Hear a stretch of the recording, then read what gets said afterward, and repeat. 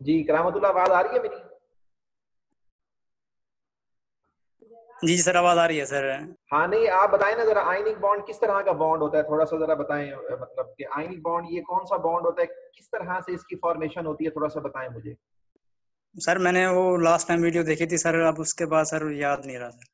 नहीं सॉरी ये सर। तो कोई, मैंने आपको पहले भी कहा था कि भाई जैसे जैसे मतलब ये वीडियोस अपलोड होती जा रही हैं और मतलब जो है कि ये डिस्कशन का भी मकसद यही है कि उन वीडियोस में उन आर्टिकल्स को जब आप याद करते हैं, उनमें किसी किस्म की कोई कंफ्यूजन हो, कोई गाइडेंस की जरूरत हो, तो आप मेरे से इस डिस्कशन में पूछें। मकसद तो ये है। तो अगर आप उसको प्रॉपर वहां से लर्न जी नहीं जी करते बिल्कुल सर, आप। आपने हाँ, कहा था, लेकिन सुने सर वो सुने सुने सुने मेरी बात सुने, मेरी बात सुने। तो अगर आप वहां से प्रॉपर लर्न नहीं करते और उसको याद नहीं करते, तो मतलब ये है कि फिर ये जो डिस्कशन है वो इतना ज्यादा हम इसको इफेक्टिव नहीं बना सकते, पहली बात। अच्छा, दूसरी बात ये है कि ये जो बायोकेम का रोल नंबर 1 मौजूद है, रोल नंबर 1 बताएं मुझे। बायोकेम की क्लास का रोल नंबर 1 मौजूद है?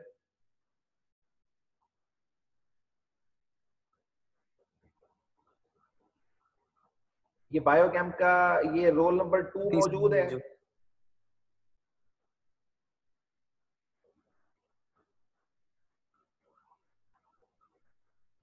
हाँ भाई, ये मुझे ये बताएं कि बायोकेम की क्लास के पहले 5 रोल नंबर में से कोई स्टूडेंट मौजूद है? पहले 5 रोल नंबर्स में से बताएं मुझे। Yes sir. हाँ बेटा, क्या रोल नंबर है आपका? Roll number 5। हाँ, रोल नंबर 5 है आपका, ठीक है।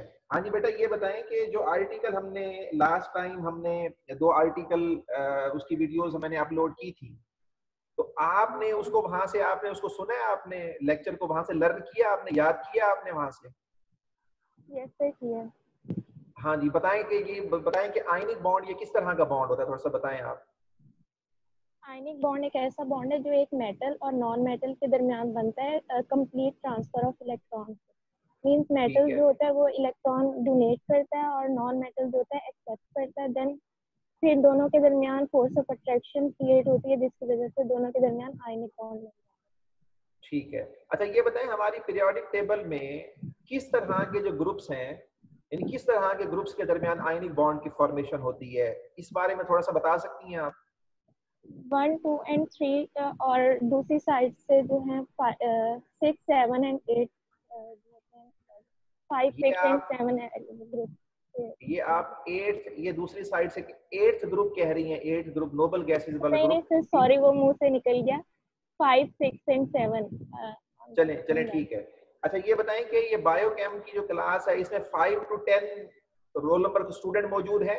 5 to 10 रोल नंबर।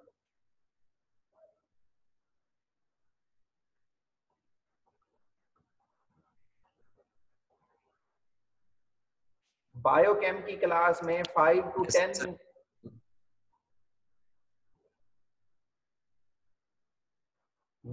बेटे मैं कह रहा हूं कि बायोकेम की क्लास में 5 to 10 रोल नंबर को स्टूडेंट मौजूद है, तो वो बात करे मेरे से।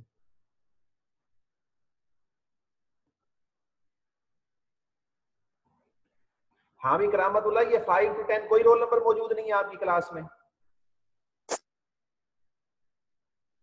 सर आई थिंक नहीं होगा सर, जो बच्चे थे सर वो कॉलिंग दे रहे हैं सर, वो रिस्पांस वगैरह। Yes sir, okay. मैं मौजूद बेटे आपकी रोल आवाज बिल्कुल, नंबर आपकी आवाज बिल्कुल स्लो आ रही है। तो 6। आप ये बताएं कि ये जो बायोकेम की क्लास में 10 to 15 रोल नंबर को मौजूद है? 10 to yes sir. 15, 10 to 15 student कोई मौजूद हो रोल नंबर?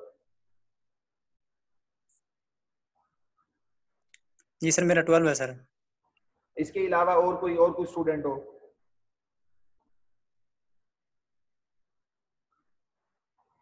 अच्छा चले, 15 to 20 रोल नंबर को बैठे हैं बायोकेम की क्लास में, 15 to 20। Yes sir. हाँ यस सर। हाँ, क्या नाम है बेटा, रोल नंबर बताएं अपना मुझे। 18 सर। 18, क्या नाम क्या है? Saqlain Abbas? Yes sir. Okay. ये सकलैन अब्बास, ये यस बताओ कि सर। जो दो लेक्चर हमने लास्ट टाइम ये अपलोड किए हैं, आयनिक बॉन्ड, कोवेलेंट बॉन्ड, आपने वहां से वो वीडियोस देखी हैं, लर्न किया आपने, याद किया वहां से? सर देखे तो हैं लेकिन प्रॉपरली प्रिपेयर नहीं है। भाई ये बात तो गलत है। जब आपको कहा हुआ है कि आप प्रॉपर आपने वहां से याद करना है, लर्न करना है, तो आप चीजों को फॉलो नहीं कर रहे, इसका मतलब ये है। Sir, next time. अच्छा, ये जो बीएस की क्लास है, BS cam 1A, BS cam 1A, ये 1 to 5 रोल नंबर को मौजूद है? 1 to 5? जी सर, मेरा रोल नंबर 1 है। ये कौन, महबूब बात कर रहा है? जी सर, महबूब अहमद। हाँ महबूब, ये बताओ, ये कोवेलेंट बॉन्ड आपने पढ़ा, ये क्या होता है कोवेलेंट बॉन्ड? थोड़ा सा बताओ जरा इसके मुतालिक। कोवेलेंट बॉन्ड क्या होता है, इसकी फॉर्मेशन कैसे होती है, थोड़ा सा बताओ जरा। सर एक हफ्ते से हमारे इलाके में लाइट ही नहीं आई, बारिश हो रही है सर, कल लाइट आई है, अभी सर चार्ज किया मोबाइल।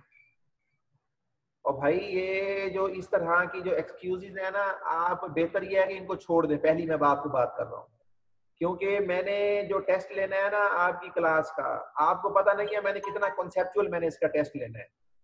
और मैं अभी भी मतलब मेरे जहन में अभी भी वही बात है कि टेस्ट जो होना चाहिए ना वो सिर्फ एमसीक्यू बेस्ड होना चाहिए, शॉर्ट क्वेश्चन वगैरह नहीं। तो फिर उसमें देख लें आपके जो लोग इस चीज को बहुत इजी ले रहे हैं, तो वो किस तरह से मतलब इसे मतलब इसके क्या मतलब इसके कॉन्सिक्वेंसेस होंगे, क्या इसके रिजल्ट होंगे, ये आप खुद इसको देख लें। नहीं सर, इधर बारिशें हो रही हैं अभी सर, लाइट व्हाटएवर अभी यार, भी नहीं कोई है। भी है, कोई भी बात है, ये कोई ऐसी लॉजिक नहीं है। तो मतलब कहने का ये है कि बंदा अगर अपने इंटरनेट का इशू है तो बंदा अपने घर से निकल के किसी ऐसी जगह पे जा सकता है जहाँ पे इंटरनेट के सिग्नल अच्छे हों, और वहां पे जाके आप अपनी OCW पर वीडियोस देखें, यूट्यूब पर उनको डाउनलोड कर लें। डाउनलोड करने में कितना टाइम लगता है? डाउनलोड करके बंदा मोबाइल में उसको सेव कर लेता है, बाद में आप उसे तसल्ली से देखते रहें आप। इसमें मतलब ये कोई नहीं, ये कोई इस तरह की लॉजिक नहीं है कि आप अगर यहाँ पर हमें ये कहें कि भाई हमारे पास इंटरनेट का इशू था, एक हफ्ते से लाइट नहीं थी, मैं चांद पे गया हुआ था, ठीक है जी, हम मरीख पे सैर पे गए हुए थे, सर चांद पे नहीं गए। वो ये इस तरह की लॉजिक ना दें आप, मतलब ना। अच्छा बहरहाल, अब मैं अपने पॉइंट की तरफ फिलहाल आ रहा हूँ। ये थोड़ा सा मैं एक आइडिया लेना चाह रहा था कि भाई जो हमारे जो स्टूडेंट्स हैं वो इन चीज़ों को किस तरह से ले रहे हैं। तो मतलब जो है कि ये कुछ ज़्यादा हौसला अफजा इसमें बात नहीं है। आप चीज़ों को मतलब बहुत ज़्यादा लीनियंट ले रहे हैं, इसको बहुत ज़्यादा ईजी ले रहे हैं, तो इसको फॉर ग्रांटेड नहीं लेना आपने। मैंने पहले भी कहा कि भाई जो चीज़ें अपलोड की जा रही हैं उनको अच्छे तरीके से प्रायोरिटी बेसिस पे लर्न करें, आप उसको याद करेंगे साथ साथ। देखिए आप स्टूडेंट्स हैं, आप मुझे बताएं आपका क्या काम है सारा दिन? सबसे जो पहला काम है ना, जो प्रायोरिटी पर जो काम होना चाहिए वो आपकी स्टडी होनी चाहिए बस। तो अगर मतलब एक स्टूडेंट है वो अगर मतलब अपनी स्टडी को ही प्रॉपर मतलब कंटिन्यू नहीं कर रहा, तो इसका मतलब ये है कि आप क्या कर रहे हैं सारा दिन। तो ये कोई लॉजिक नहीं है इस मामले में, मतलब थोड़ा सा आप लोगों ने ख्याल करना है, पहली बात। अब दूसरी बात, मैं जो अपना टॉपिक है फिलहाल मैं उसकी तरफ में आता हूँ। देखिए भाई, आज जो हमने टॉपिक डिस्कस करना है ना बेसिकली, वो है coordinate covalent bond. Coordinate covalent bond ये जो बेसिकली है ना, ये बॉन्ड की तीसरी टाइप है, तीसरी। पहली टाइप अभी एक बायोकेम के स्टूडेंट ने बड़ा अच्छा एक्सप्लेन किया, मुझे बड़ी खुशी हुई है, रोल नंबर 5 ने। उन्होंने आयनिक बॉन्ड के मुतालिक बिल्कुल ठीक उन्होंने बात की कि ऐसा बॉन्ड होता है जिसमें एक एटम इलेक्ट्रॉन कंप्लीटली लूज करता है, दूसरा एटम कंप्लीटली इलेक्ट्रॉन गेन करता है। पहले केटाइन बनता है, फिर एनाइन, फिर अपोजिट चार्जेस की वजह से जब वो करीब आते हैं तो उनके दरमियान एक electrostatic force of attraction develop हो जाती है, जिसको आयनिक बॉन्ड कहा जाता है। आयनिक बॉन्ड, तो आयनिक बॉन्ड असल में एक इलेक्ट्रोस्टैटिक फोर्स ऑफ अट्रैक्शन है ड्यू टू अपोजिट चार्ज, बस। और फिर उन्होंने बताया कि पीरियोडिक टेबल में हमें किस तरह से पता लगता है कि आयनिक बॉन्ड जो है वो किन किन एलिमेंट्स के दरमियान बन सकता है। तो उन्होंने वो ग्रुप्स बताए हैं कि उन एलिमेंट्स की अगर उन ग्रुप्स के एलिमेंट्स अगर कंबाइन हो तो उनके दरमियान आयनिक बॉन्ड बनता है। तो कोवेलेंट बॉन्ड जो है ये थोड़ा सा डिफरेंट है आयनिक बॉन्ड से। आयनिक बॉन्ड से इस तरह से डिफरेंट है कि कोवेलेंट बॉन्ड में ये होता है कि दोनों एटम एक एक इलेक्ट्रॉन कंट्रीब्यूट करते हैं, दोनों एटम एक एक इलेक्ट्रॉन कंट्रीब्यूट करते हैं। तो इसमें जो बॉन्डेड एटम होते हैं, जो करीब आते हैं बॉन्ड बनाने के लिए, वो एक एक इलेक्ट्रॉन कंट्रीब्यूट करते हैं, यानी फिर इलेक्ट्रॉन की म्यूचुअल शेयरिंग करते हैं, उससे उनके दरमियान एक बॉन्ड बन जाता है जिसको हम कोवेलेंट बॉन्ड कहते हैं। और देखिए इलेक्ट्रॉन की म्यूचुअल शेयरिंग का जो बेसिक जो उनका पर्पस होता है, कोशिश होती है, वो ये होती है कि किसी तरीके से इलेक्ट्रॉन की म्यूचुअल शेयरिंग से वो अपना जो वैलेंस शेल है उसको किसी तरीके से वो कंप्लीट कर लें। ये उनकी एक बेसिक क्या होती है, मतलब इसमें ना एक प्रायोरिटी होती है, एक उनकी एक कोशिश होती है। अच्छा कोमल, ओ भाई ये कौन है कोमल? ये मैंने पहले भी कहा है कि भाई आप अपनी जो इसमें आवाज है उसको आप बंद रखा करें, आप पूरी क्लास को डिस्टर्ब करते हैं आप।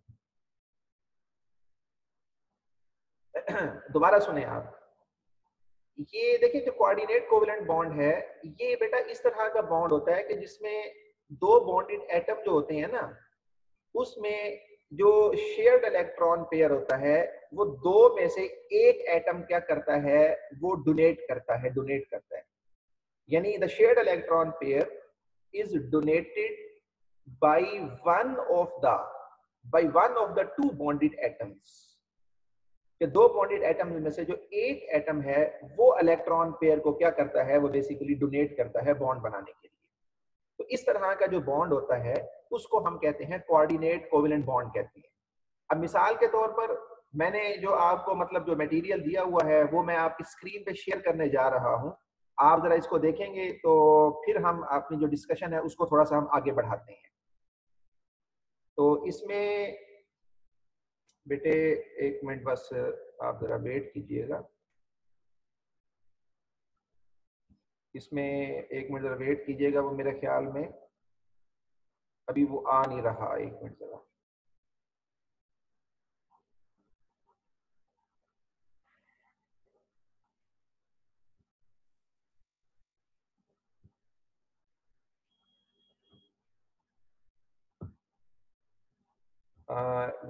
बस बेटा एक मिनट जरा वेट करें, यहाँ पे ना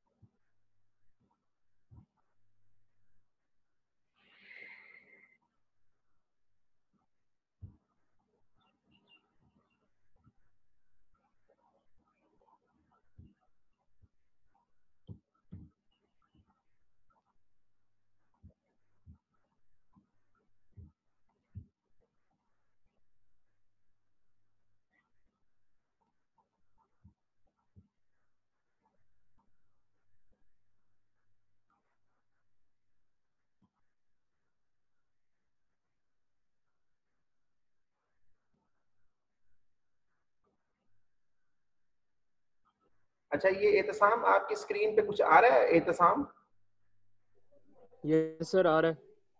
ये क्या लिखा हुआ आ रहा है? जी सर कोऑर्डिनेट कोवेलेंट बॉन्ड। अच्छा ये उससे वो लिखा हुआ जो हैंड रिटन है, अच्छा ठीक हो गया। यस सर ठीक हो गया, एक मिनट जरा, ठीक है। मैं असल में एक और चीज शेयर करवाना चाह रहा हूँ, वो मेरे ख्याल में ना यहाँ पे उसको मैं जरा एक मिनट,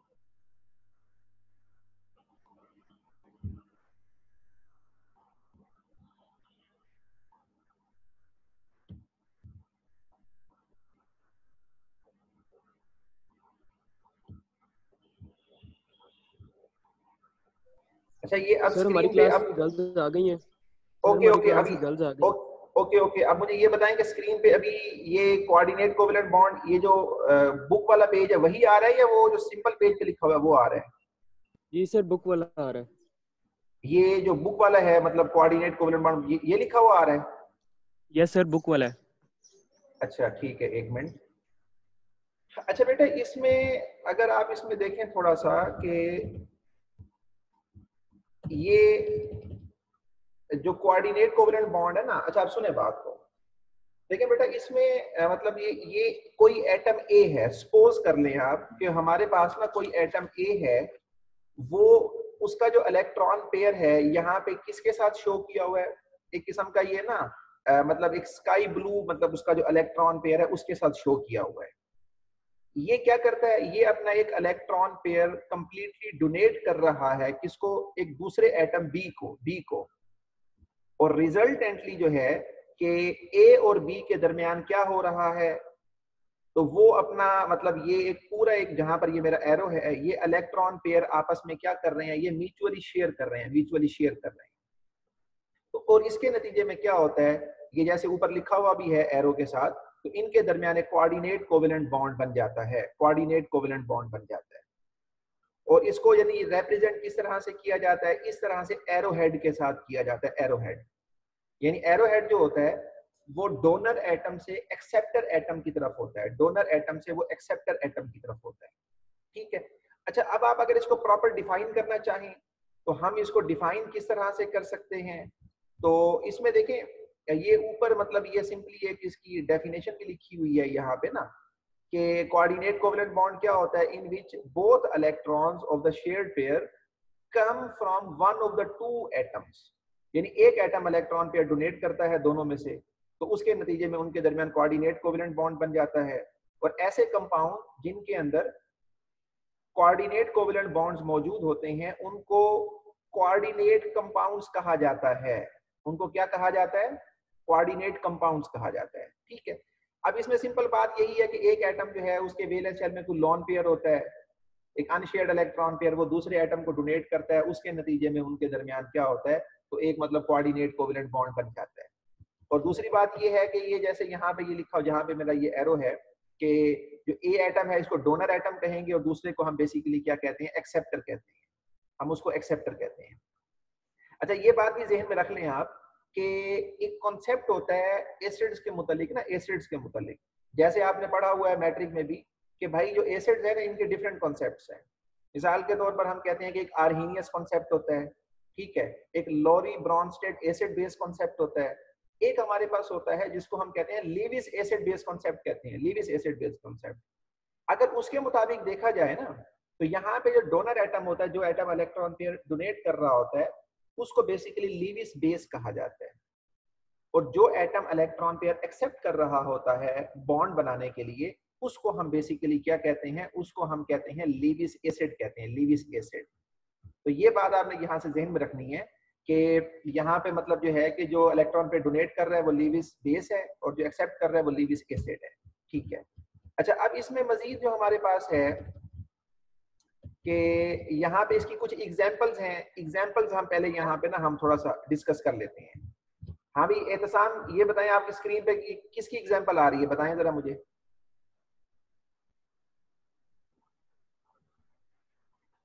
एहतसाम अहमद सर एग्जांपल आ रही है अमोनियम आयन की।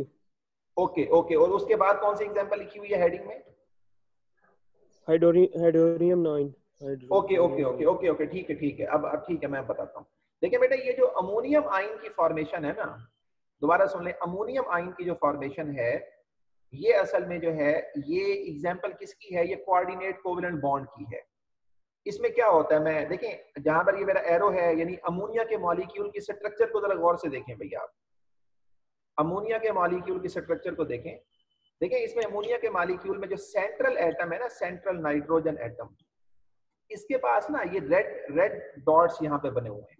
इसके पास एक अनशेयर्ड इलेक्ट्रॉन पेयर होता है, इसके पास अनशेयर्ड इलेक्ट्रॉन पेयर। तो ये क्या करता है, ये अपना एक अनशेयर्ड इलेक्ट्रॉन पेयर ये डोनेट करता है, किसको हम कहते हैं, हाइड्रोजन आयन को। इसको हाइड्रोजन आयन भी कहा जाता है। और ये बात आप जहन में रख लें कि इसको बेसिकली जो है ना वो प्रोटॉन भी कहा जाता है, प्रोटॉन कह लें आप इसको।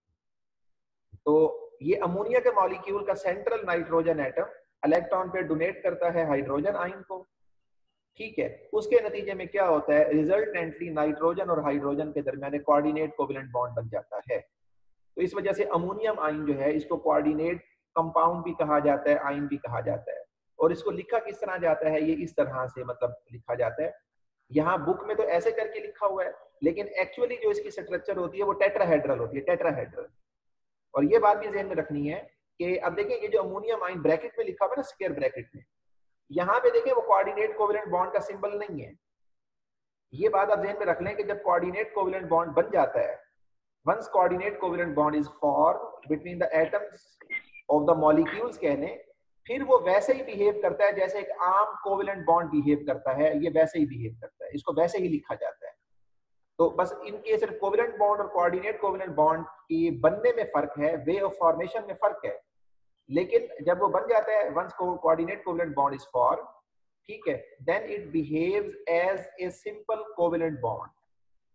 ठीक है, अब अगली इसमें बात ये है कि ना हमारे पास कि अगर आप हाइड्रोनियम आयन की एग्जांपल देखें, इस हाइड्रोनियम आयन में बेसिकली क्या है, अगर आप गौर से देखें, इसमें जो वाटर का मॉलिक्यूल होता है, इसके आपको पता सेंट्रल जो ऑक्सीजन एटम है, इसके वैलेंस शेल में 2 इलेक्ट्रॉन पेयर्स हैं, 2।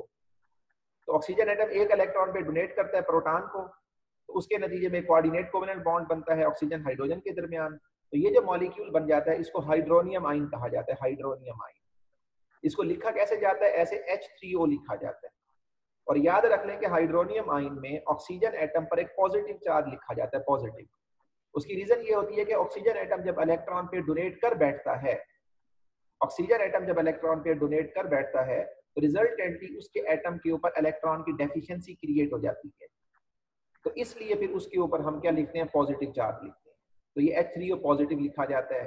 अच्छा, इससे जो अगली एग्जांपल है वो बेसिकली अगर आप देखें, इसमें ये BF4 नेगेटिव, इसके 2 नाम हैं। एक इसको टेट्राफ्लोरो बोरेट आयन भी कहा जाता है, और इसके अलावा इसको फ्लोरोबोरेट आयन भी कहा जाता है। इसकी भी फॉर्मेशन वैसे ही होती है जैसे मैंने आपको अभी बताया है कि भाई ये बोरान ट्राइफ्लोराइड का मॉलिक्यूल है। अब इसमें जो सेंट्रल बोरान एटम है, ये इलेक्ट्रॉन डेफिशिएंट होता है, इलेक्ट्रॉन डेफिशिएंट। इसमें जो फ्लोराइड आयन है, फ्लोराइड आयन, इसके पास एक इलेक्ट्रॉन पेयर होता है, इलेक्ट्रॉन पेयर। तो ये अपना इलेक्ट्रॉन पेयर डोनेट करता है सेंट्रल बोरान एटम को, तो इन दोनों एटम्स के दरमियान कोऑर्डिनेट कोवेलेंट बॉन्ड बन जाता है।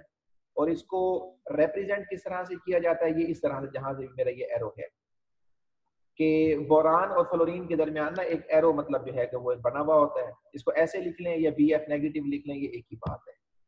अच्छा, अब इसमें मतलब अगली बात है ना वो ये है, एक यहाँ पे एग्जांपल मतलब ये भी लिखी हुई है कि अमोनिया और बोरान ट्राइक्लोराइड के दरमियान जो है कि जो बॉन्ड बनता है, जैसे यहाँ पे ये है, ये जो नाइट्रोजन एटम है इसके पास भी लोन पेयर होता है। ये बोरान ट्राइक्लोराइड में जो सेंट्रल बोरान एटम होता है उसको इलेक्ट्रॉन पेयर डोनेट करता है, उसको इलेक्ट्रॉन पेयर डोनेट करता है। तो उसके नतीजे में क्या होता है, इनके दरमियान एक कोऑर्डिनेट कोवेलेंट बॉन्ड बन जाता है। अच्छा, मैं आपको जो एक और बात यहाँ पे मतलब जो बताना चाह रहा हूँ वो ये है कि देखिए मतलब अगर आपने थोड़ा सा ये आइडिया लगाना हो ना कि भाई आपकी पीरियोडिक टेबल में कौन कौन से एलिमेंट्स जो हैं वो कोऑर्डिनेट कोवेलेंट बॉन्ड बना सकते हैं, यानी कौन सा एटम है जो इलेक्ट्रॉन पे डोनेट कर सकता है, कौन से एटम्स हैं, किस ग्रुप के मतलब एलिमेंट्स हैं जो हमेशा इलेक्ट्रॉन पेयर्स को एक्सेप्ट ही करते हैं बॉन्ड बनाने के लिए। तो उसमें मतलब जो है ना कि मैं अगर आपको बताऊं, उसमें बेटे मैं मतलब एक स्क्रीन आपसे पहले मैं शेयर कर दूं यहाँ पे।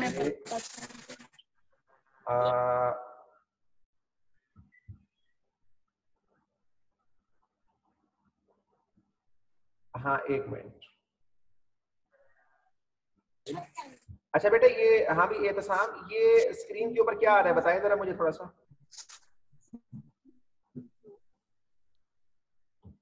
कोऑर्डिनेट कोवेलेंट बॉन्ड सर, जो हैंड रिटन है वो लिखा हुआ आ रहा है। हाँ ठीक है, शाबाश, ठीक है ठीक है ठीक है। अच्छा, इसमें जो है कि हमारे पास ना कि अगर आप देखें कि जो कोऑर्डिनेट कोवेलेंट बॉन्ड है, ठीक है, अब मैंने असल में पहले आप जितने भी स्टूडेंट्स हैं, आप जरा इस पेज को ना जरा रीड कर लें। आप इसको रीड कर लें, फिर मैं इसकी जो लॉजिक है फिर मैं आपको ये समझाता हूँ कि इसमें वो क्या कहना चाह रहा है इसके अंदर। आप जरा इसको रीड कर लें आप।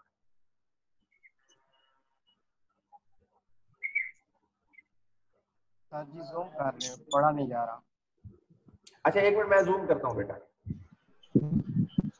एक सर मिनट। हम ये भी असल जूम में कर सकते हैं सर, हम भी जूम कर सकते हैं। अच्छा अच्छा, चलें आप ठीक है इसमें भाई, स्क्रीन जितने भी को जूम कर स्टूडेंट्स हैं सकते हैं। आप खुद भी बेटा जूम कर सकते हैं, आप खुद जूम कर लें आप। ठीक है सर, कर लो।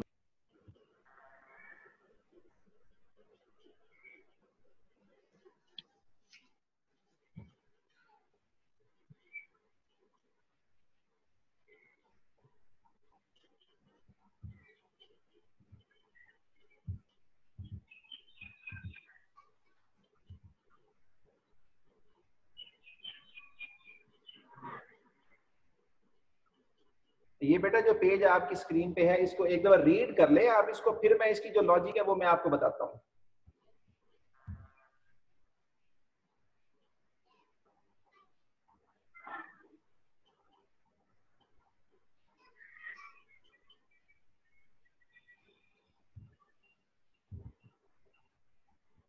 हाँ भाई रीड कर लिया आप लोगों ने? एहतसाम बताओ भाई रीड कर लिए? जी सर कर रहा हूँ। अच्छा कर लें आप इसको। करामतुल्लाह रीड कर लो भाई, जल्दी करो इसको। जी जी सर कर लिया सर, कर लिया है। अच्छा अब करामतुल्लाह आप मुझे ये बताएं कि जो माशाल्लाह आप बड़े टैलेंटेड स्टूडेंट हैं और माशाल्लाह बड़े ओबीडिएंट स्टूडेंट हैं, इसमें कोई शक नहीं है, और इंशाल्लाह लाइफ में अल्लाह ने आपको बड़ी कामयाबी देनी है, हमारी दुआ है। अब ये बताएं कि हाँ ये बताएं कि ये जो पेज नंबर 1 के ऊपर लिखा हुआ है ना, जरा मुझे लिखा हुआ समझा दें कि इसमें वो क्या कहना चाह रहा है, जरा थोड़ा सा जरा इसका जो एक मफहूम है वो हमें समझा दें आप। जी सर, सर इसमें वो कहता है कि जनरली कि आमतौर पर सर जो ना ये एक एलिमेंट है जो sir lone pair of electron से मतलब वो बनता है। इसमें सेंट्रल एटम है सर, एक सेंट्रल एटम है सर वो कह रहा है एक सेंट्रल एटम है, और जो दूसरा है सर वो है, दोनों सेंट्रल एटम है सर, एक कंप्लीट है एक इनकम्प्लीट है सर। अच्छा चलें ये बताएं कि ये आपकी बायोकेम की जीआर क्लास में आई है कि नहीं आई अभी तक, ये बताएं आप। सर आई थिंक नहीं है सर। नहीं है। अच्छा वो जो चले एहतसाम आप बताएं, आप बीएस केमिस्ट्री 1A के सीआर हैं, आप बताएं कि इस पेज के ऊपर जो लिखा हुआ है इसका क्या मतलब है, जरा समझाएं मुझे।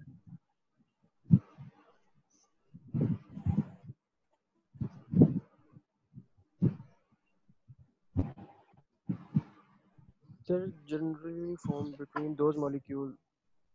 सर एक मतलब कि सेंट्रल एटम है जिसका लीड्स। हाँ चले मैं कह रहा हूँ आप उस तरीके से नहीं इसको पिक करें। ये रोल नंबर 5 कहाँ है भाई, ये बायोकेम की जो स्टूडेंट है रोल नंबर 5। हाँ जी बेटे बताएं ये जो पेज के ऊपर लिखा हुआ है ना इसका क्या मतलब है, क्या समझ में आई है आपको, जरा क्लास को बताएं आप। तो ये ऐसा बॉन्ड है दो मॉलिक्यूल के दरमियान बने, इसमें एक मॉलिक्यूल के सेंट्रल एटम के पास लॉन पेयर होगा और दूसरे वाला जो एटम है उसके पास इनकम्प्लीट ऑक्टेट होगा। तो जो लॉन पेयर जिसके पास एक्स्ट्रा है वो अपना ट्रांसफर कर देगा इनकम्प्लीट ऑक्टेट, देन दोनों के दरमियान कोऑर्डिनेट कोवलेंट बॉन्ड हो जाएगा। ठीक है शाबाश, ठीक है। देखिए बेटा ये आपने बड़ा अच्छा एक्सप्लेन किया है। अच्छा उसमें अब पहली बात सुन लें भाई, वो इसमें ये कहना चाह रहा है कि भाई दो मॉलिक्यूल होंगे, बेसिकली दो मॉलिक्यूल। अब वो मॉलिक्यूल किस तरह के होंगे भाई, एक मॉलिक्यूल ऐसा होगा जिसमें सेंट्रल एटम के बाद लॉन पेयर होता है, लॉन पेयर, और दूसरा मॉलिक्यूल ऐसा होता है जिसमें सेंट्रल एटम का वैलेंस शेल इनकम्प्लीट होता है, वैलेंस शेल इनकम्प्लीट होता है। ठीक है, मैंने इवन यहाँ पर ये भी लिख दिया है कि आपको कैसे पता लगेगा कि मतलब जो है कि भाई किन एलिमेंट्स के वैलेंस शेल में लॉन पेयर्स होते हैं और किन एलिमेंट्स के वैलेंस शेल जो है उनके ऑक्टेट इनकम्प्लीट होते हैं, मैंने वो भी यहाँ पे लिख दी है, अगर आप गौर से देखें। अच्छा अब मतलब यहाँ पे ये आपकी स्क्रीन के ऊपर भी है कि पांचवें और छठे ग्रुप के जो एलिमेंट्स होते हैं ना, पांचवें और छठे ग्रुप के जो एलिमेंट्स हैं इनके जो वैलेंस शेल हैं उनमें लॉन पेयर्स मौजूद होते हैं, लॉन पेयर मौजूद होते हैं। तो पांचवें और छठे ग्रुप के जो एलिमेंट्स हैं ये कोऑर्डिनेट कोवेलेंट बॉन्ड बनाने की कैपेबिलिटी, ये सलाहियत रखते हैं। मिसाल के तौर पर अगर मैं आपको मिसाल दूं तो ये पेज नंबर 2 में अभी आपकी स्क्रीन पे मैं इसको लाना चाह रहा हूं।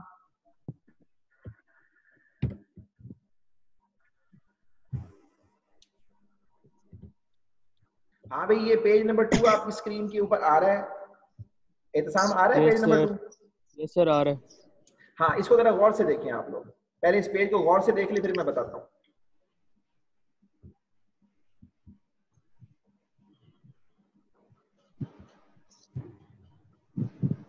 अच्छा इसमें बेटा ये है कि जो एक तरफ पांचवा ग्रुप है, छठा ग्रुप है, ठीक है, इनके एलिमेंट्स लिखे हुए हैं। अब मैंने पांचवें ग्रुप के नीचे क्या लिखा हुआ है कि पांचवें ग्रुप के जो एलिमेंट्स हैं इनके वैलेंस शेल में एक लॉन पेयर होता है और छठे ग्रुप के जो एलिमेंट्स हैं इनके वैलेंस शेल में दो लॉन पेयर होते हैं।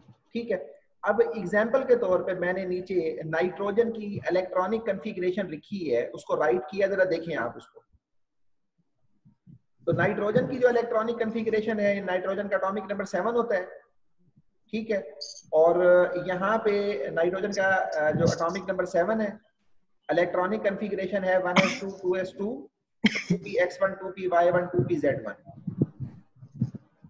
ठीक है। अच्छा, इसमें अब हमारे पास अगर आप इसको एटॉमिक स्ट्रक्चर के लिहाज से देखें तो मैंने लिखा है कि पहले शेल में 2 इलेक्ट्रॉन्स हैं और दूसरे शेल में बेसिकली क्या है। भाई ये किसकी बोलने की आवाज आ रही है? सर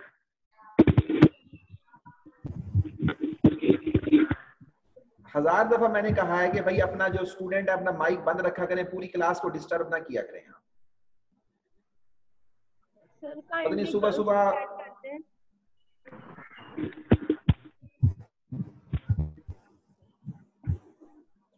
अच्छा भी सुने मेरी बात को।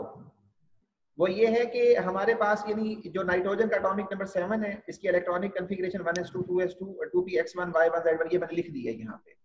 अगर एटॉमिक स्ट्रक्चर के लिहाज से अगर आप देखें ना, तो यहाँ पे ये देखें लिखा हुआ है कि पहले शेल में यानी 1s2 और दूसरे शेल में मतलब इसका ये 2s वाला जो ऑर्बिटल है ये कंप्लीटली फिल्ड होता है।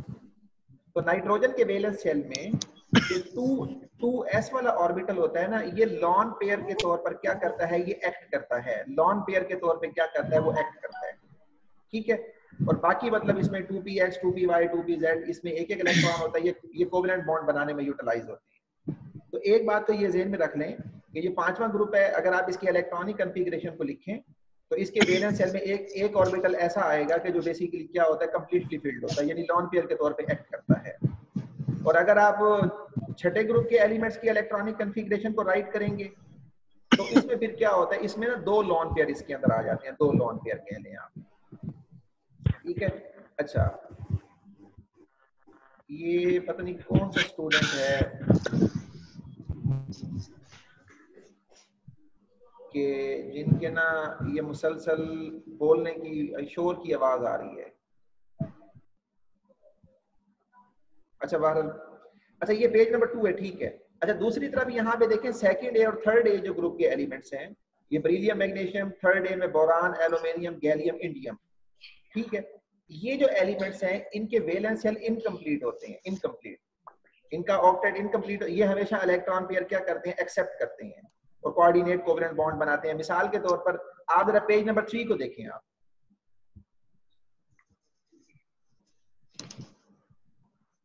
पेज नंबर 3 को देखें।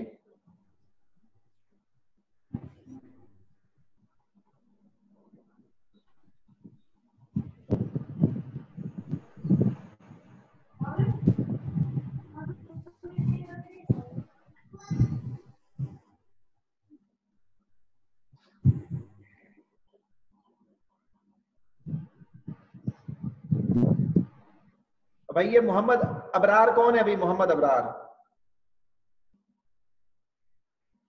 मोहम्मद अबरार कौन है? बात करें मेरे से।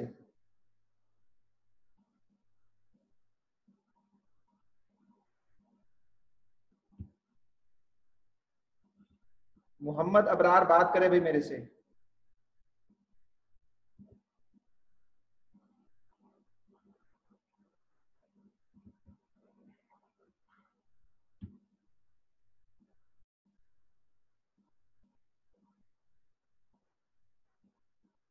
चलें, एहतसाम आवाज आ रही है मेरी?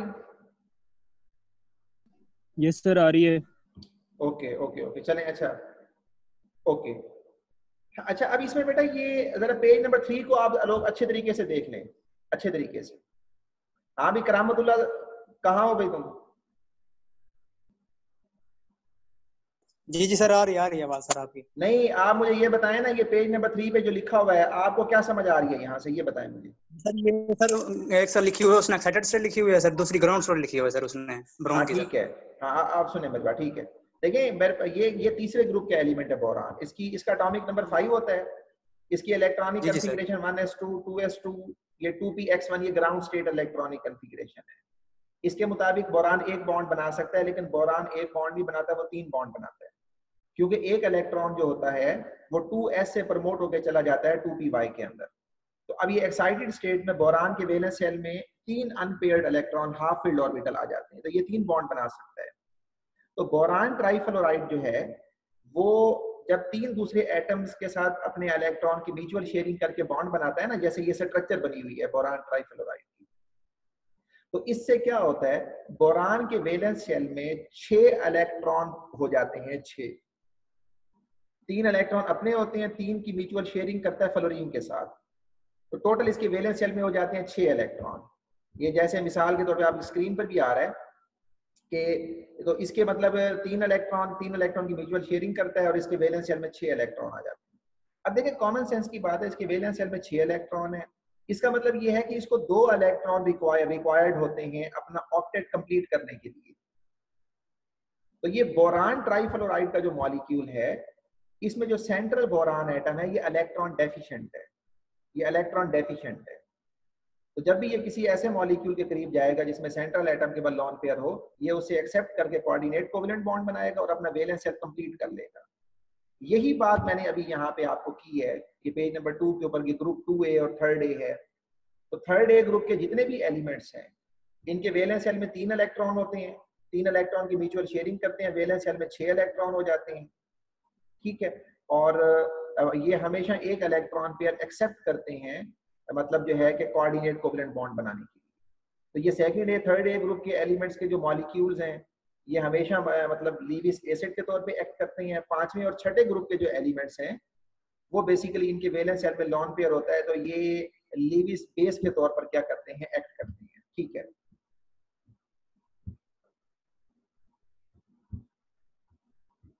अच्छा, ये एक वलीद अख्तर एक स्टूडेंट है जी। बेटा आप क्या बात करना चाह रहे हैं? वलीद अख्तर बात करें आप। जी सर। ग्रुप के सर मेरा क्वेश्चन था कि सर 9th में टॉपिक है वैलेंसी का। ए बेटा एक बच्चा क्वेश्चन करे ना, दोबारा करें, दोबारा क्वेश्चन करें आप। वो जो सेकंड ग्रुप के एलिमेंट हैं,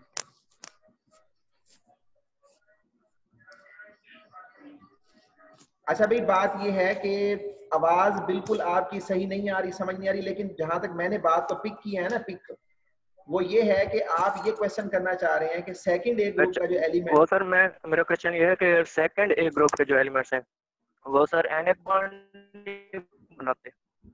हाँ, अब सुन ले, ठीक है, सुन ले, ठीक है, शाबाश। इसमें बेटा जो आंसर है ना, आपने बड़ा अच्छा क्वेश्चन किया है। इसमें देखें जो बेरिलियम है ना, बेरिलियम, इसके अंदर बेसिकली मतलब आप कह लें प्योर मेटेलिक कैरेक्टर नहीं होता, प्योर मेटेलिक, थोड़ा बहुत इसके अंदर आप कह लें कि नॉन मेटेलिक कैरेक्टर भी पाया जाता है। अब जो बेरिलियम है ना, बेरिलियम ये बेसिकली क्या करता है, ये कोवेलेंट बॉन्ड बनाने की सलाहियत भी रखता है। अब देखिए बेरिलियम के वैलेंस शेल में 2 इलेक्ट्रॉन होते हैं, 2, जैसे बेरिलियम क्लोराइड है, ठीक है, ये बेरिलियम ब्रोमाइड कह लें आप। तो अब ये बेरिलियम क्लोराइड में बेरिलियम 2 बॉन्ड बनाता है क्लोरीन के एटम्स के साथ इलेक्ट्रॉन की म्यूचुअल शेयरिंग के साथ, ठीक है।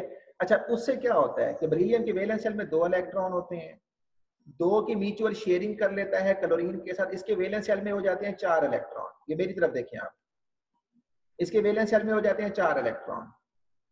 तो अब देखें बेरिलियम क्लोराइड में बेरिलियम के वैलेंस शेल में 4 इलेक्ट्रॉन हैं, तो फिर क्या होता है, फिर ये होता है कि अपना ऑक्टेट कंप्लीट करने के लिए जो बेरिलियम का एटम है ये 2 इलेक्ट्रॉन पेयर एक्सेप्ट कर सकता है, यानी 2 कोऑर्डिनेट कोवेलेंट बॉन्ड बनाने की सलाहियत रखता है बेरिलियम। तो मैग्नीशियम रेयरली होता है, लेकिन बेरिलियम जो है इसकी कोऑर्डिनेट कोवेलेंट बॉन्ड बनाने की एक सलाहियत होती है, ठीक है। अब इसी तरह ये यहाँ पे मैंने आपको समझा दिया है कि तीसरे ग्रुप का एलिमेंट जो बोरान है, एक मैंने एग्जांपल दे दी है, बाकी आपने यहीं से समझ लिया, और ये उसकी आगे एग्जांपल है। अब अगर दोबारा मतलब जो है कि मैं मतलब उसकी बुक से अगर आऊं कि ये देखें आपकी अब जो एहतसाम है, आप स्क्रीन के ऊपर क्या आ रहा है भैया एहतसाम?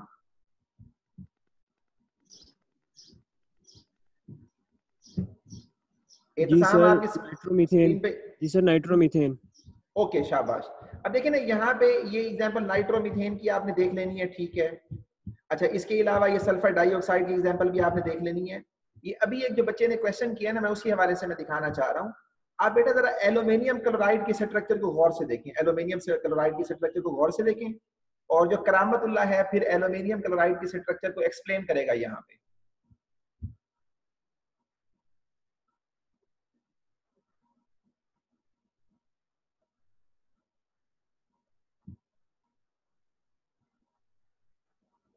हाँ भी करामतुल्लाह बताएं आप, ये एल्यूमिनियम क्लोराइड के स्ट्रक्चर को एक्सप्लेन करें आप। जी जी सर। सर वो इसमें ये कह रहा है कि सर जो ना ये एल्यूमिनियम है सर, वो हाँ 3 जी, क्लोरीन समझ नहीं है सर वो 3 क्लोरीन मान क्या रहे है? हैं सर। सर वो कहता है कि जो एल्यूमिनियम है सर, वो अपने 3 क्लोरीन शेयर करेगा ताकि वो ठीक कोवलेंट है, बॉन्ड बना सके। ठीक है, शाबाश, ठीक है। अच्छा उसमें बेटा ठीक है, यानी अगर आप गौर से देखें ना इसमें, तो आपको इसमें नजर आ रहा है कि एल्यूमिनियम ने 3 कोवेलेंट बॉन्ड बनाए हुए हैं 3 क्लोरीन के एटम्स। गौर से देख लें आप, हर सेंट्रल एल्यूमिनियम एटम ने 3 कोवेलेंट बॉन्ड बनाए हुए हैं 3 क्लोरीन के एटम्स के साथ, ठीक है। और देखिए जो हेलोजन्स होते हैं ना, इनकी वैलेंस शेल में 3 लोन पेयर्स होते हैं। फिर वो हर एक मतलब हेलोजन एटम जो है वो एक इलेक्ट्रॉन पेयर अपना वैलेंस शेल में जो लोन पेयर है उसको डोनेट करता है एल्यूमिनियम एटम को, और उसके साथ वो कोऑर्डिनेट कोवेलेंट बॉन्ड बना देता है। तो इसीलिए जो एल्यूमिनियम ट्राइक्लोराइड का मॉलिक्यूल होता है ये इंडिपेंडेंट मॉलिक्यूल की सूरत में एग्जिस्ट नहीं करता, ये एक डाइमर की फॉर्म में एग्जिस्ट करता है कि जिसमें 2 एल्यूमिनियम ट्राइक्लोराइड के मॉलिक्यूल वो इस कोऑर्डिनेट कोवेलेंट बॉन्ड के जरिए आपस में अटैच होकर एक डाइमर की सूरत में एग्जिस्ट करते हैं, और उस डाइमर का जो फार्मूला लिखा जाता है वो Al2Cl6 लिखा जाता है। इसीलिए तो ये मतलब इसी चीज को मैं समझाना चाह रहा हूँ कि देखें ये सेंट्रल जो एल्यूमिनियम एटम है ये बेसिकली क्या है, ये आप कह लें कि हमारे पास ये एक थर्ड ए ग्रुप के एलिमेंट है, इलेक्ट्रॉन डेफिशिएंट एटम होता है बेसिकली, ठीक है। अच्छा अब अगर हम थोड़ा सा आगे चलें, ये सल्फेट की आप इस स्ट्रक्चर को देख लेना है इसमें, ठीक है। ये ओजोन जो है, ओजोन, इसमें भी ओजोन के मॉलिक्यूल में भी कोऑर्डिनेट कोवेलेंट बॉन्ड होता है, ये एरो हेड बना हुआ है, ये स्ट्रक्चर सारी ये आपने देख लेना है, कोई इशू नहीं है। कार्बन मोनोऑक्साइड के स्ट्रक्चर में भी कोऑर्डिनेट कोवेलेंट बॉन्ड होता है, कैसे होता है ये भी आपने देख लेना है। इसके अलावा ये पोलर कोवेलेंट बॉन्ड, ये पिछले आर्टिकल के टॉपिक्स हैं, ये हमने ना उसमें वीडियो लेक्चर में भी डिस्कस किए थे, ये आपने याद कर लेना है। अब आर्टिकल हमारा यहाँ पे खत्म है, ठीक है। अब मैं जो चीज आपको आगे बस असाइन कर रहा हूँ ना एक असाइनमेंट के तौर पे, वो बेसिकली वो क्या है, वो नेक्स्ट जो हमारा टॉपिक होगा ना वो है बेसिकली वेस्पर थ्योरी है। वेस्पर थ्योरी ये पेज नंबर 179 आपके उस पे स्क्रीन पे आ रहा है। यहाँ पे बेटा एक आर्टिकल लिखा हुआ है ज्योमेट्रीज ऑफ मॉलिक्यूल्स। क्या लिखा हुआ है भाई? Geometries of molecules. तो इसमें मतलब जो है कि मॉलिक्यूल की ज्योमेट्रीज को एक्सप्लेन करने के लिए जिन थ्योरीज की जरूरत पड़ती है, तो सबसे पहली जो थ्योरी प्रॉपर एक्सप्लेन करती है उसको हम कहते हैं वेस्पर थ्योरी, कहते हैं वेस्पर थ्योरी। अब आपने ये करना है कि ये वेस्पर थ्योरी का जो आर्टिकल है इसको अच्छे तरीके से रीड करना है। एहतसाम क्या कहा है भाई मैंने? जी सर, अच्छे तरीके से रीड करना है। हाँ, इसको रीड करना है, आपने इसको लर्न करना है, इसको याद करने की कोशिश करनी है, ठीक है। और इस टॉपिक को फिर नेक्स्ट लेक्चर में इसमें जो भी टेक्निकल चीजें होंगी, कॉम्प्लिकेशंस होंगी, वो टू द पॉइंट हम डिस्कस करेंगे हम यहाँ पर, ठीक है। तो एक ये बात, और दूसरा ये है कि मैं ये कुछ एमसीक्यूज भी आपसे जरा पूछना चाह रहा था। ये 1 मिनट जरा मैं आपकी स्क्रीन के ऊपर एक शेयर करवाना चाह रहा हूँ एक स्लाइड।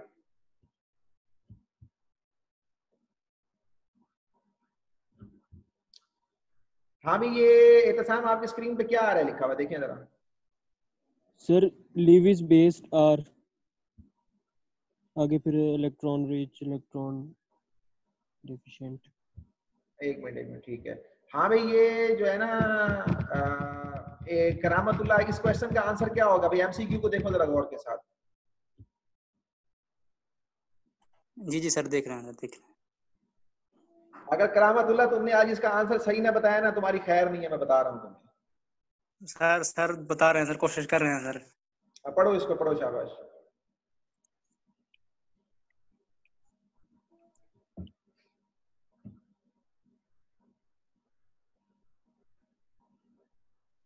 सर इसमें ऑप्शन ए आएगा सही तरह से, ऑप्शन इलेक्ट्रॉन क्या रिच आएगा? सर। ये वाला ऑप्शन सर बेस्ट है सर। ये जो बीएस केमिस्ट्री 1A जो है, इनकी जो जीआर है वो क्लास में आई है वो?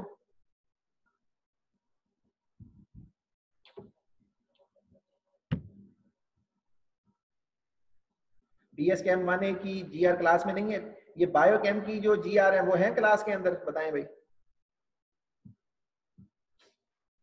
जी सर हैं। नहीं सर, वो नहीं है आज। अच्छा चलें ठीक है, ये तो बड़ी एक इंटरेस्टिंग बात होगी ना। तो ये तो वही बात होगी कि वो शहबाज शरीफ साहब ने, वो अपोजिशन लीडर हैं, ठीक है, यानी अपोजिशन की जो जितनी भी पार्टीज हैं उनके लीडर हैं वो, उन्होंने जनाब ये डिमांड की कि कौमी असम्बली का इजलास बुलाना चाहिए ताकि हम कोरोना और दूसरे इश्यूज के ऊपर ना हम डिबेट करके कोई हल निकाल सकें। तो मजे की बात ये थी कि उन्होंने कौमी असम्बली का इजलास बुला लिया हुकूमत ने, और शहबाज शरीफ साहब जो है ना कि वो खुद नहीं आए, वो खुद घर बैठे रहे हैं, और मतलब जो है कि वो फिर इजलास वहां पे चलता रहा है। तो वही बात है कि वो GR जो, ये कौन है भैया आप? GR हैं बायोकेम की? सर मैं BS केमिस्ट्री की। अच्छा हाँ बेटा, ये MCQ जो सामने लिखा हुआ है इसका क्या आंसर है, ये बताएं आप। सर इलेक्ट्रॉन रिच आएगा। कैसे, मसलन थोड़ी इसकी लॉजिक बताएं आप।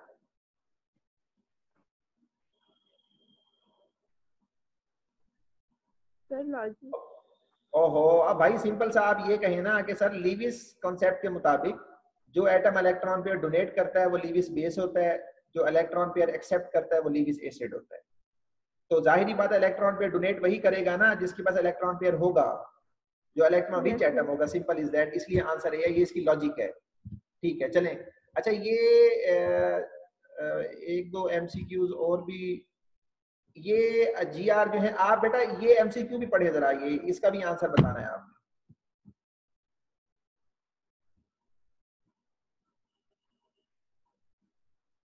ये सर GR पढ़ रही है सर? हाँ हाँ जी, GR में आंसर देना है। जी जी ठीक हो गया सर, ठीक हो गया। हाँ, जब GR गलत देंगे ना फिर मैं CR की तरफ आऊंगा ना। सही है सर, सही है।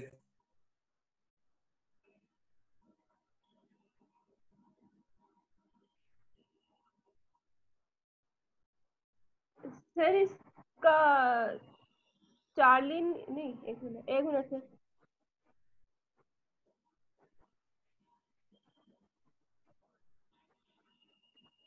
सर चार्ली आएगा।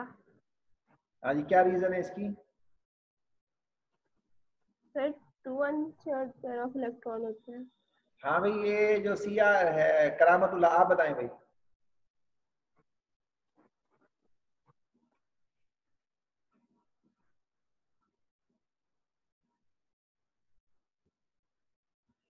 करामतुल्लाह आप सर बताएं मैं भाई।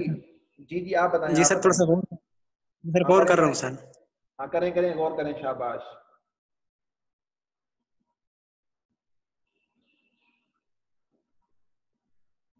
हाँ, ये दो पार्टिसिपेंट्स ने हैंड रेज किए हैं भाई।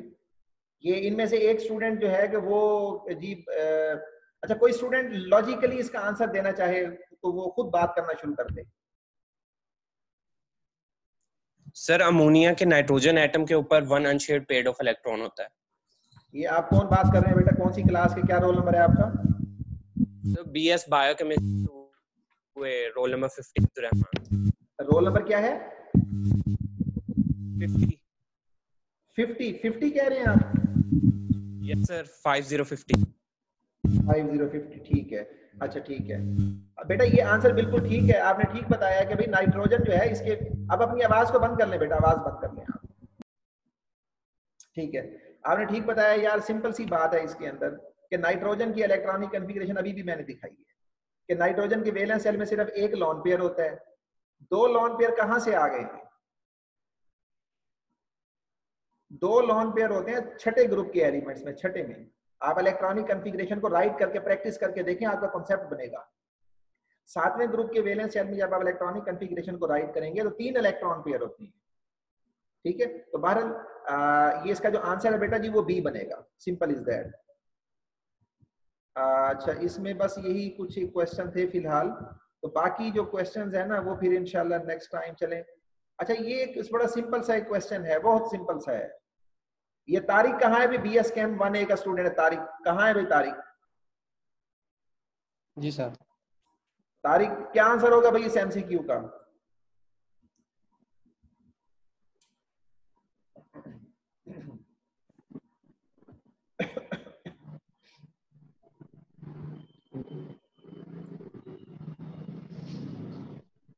Coordinate call and bound sir.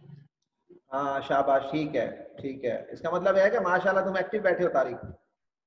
Ji sir, क्योंकि अभी पढ़ा है सर, डेफिनेशन भी यही है sir. Okay okay okay okay okay, ठीक है ठीक है। चले ठीक है बेटा, बस फिलहाल यही आज का हमारा फिलहाल आर्टिकल इतना है।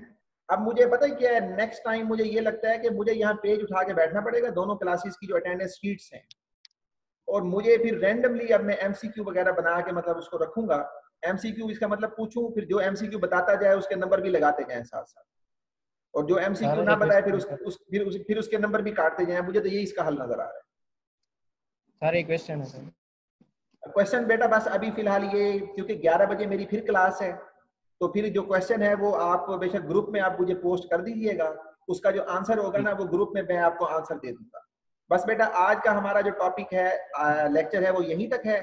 और ये ख्याल करना है कि इस आर्टिकल को अच्छे तरीके से आपने याद कर लेना है, और इस मतलब आप कह लें कि असाइनमेंट के साथ कि आपने मतलब जो है कि आपने नेक्स्ट जो है कि वो वेस्पर थ्योरी को अच्छे तरीके से तैयार करना है। मैं लेक्चर के स्टार्ट से पहले मैं आपसे क्वेश्चनिंग करूंगा, और अटेंडेंस जो है ये सारी मैंने वीडियो की रिकॉर्डिंग कर ली है।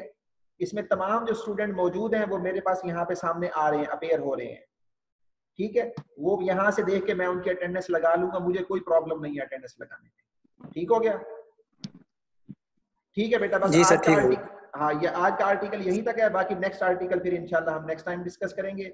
तो टाइम जो है वो इंशाल्लाह फिर मैं आपको बता दूंगा। तो most probably next class will be conducted on Wednesday. इंशाल्लाह I will try to manage the next lecture या नेक्स्ट क्लास ऑन वेंसडे। तो उसकी जो टाइमिंग होगी वो कल शाम को मैं आपको बता दूंगा। ठीक है ओके सर, ठीक हो गया। ओके, अस्सलाम वालेकुम। अस्सलाम, अस्सलाम, अल्लाह हाफिज़। अल्लाह हाफिज़।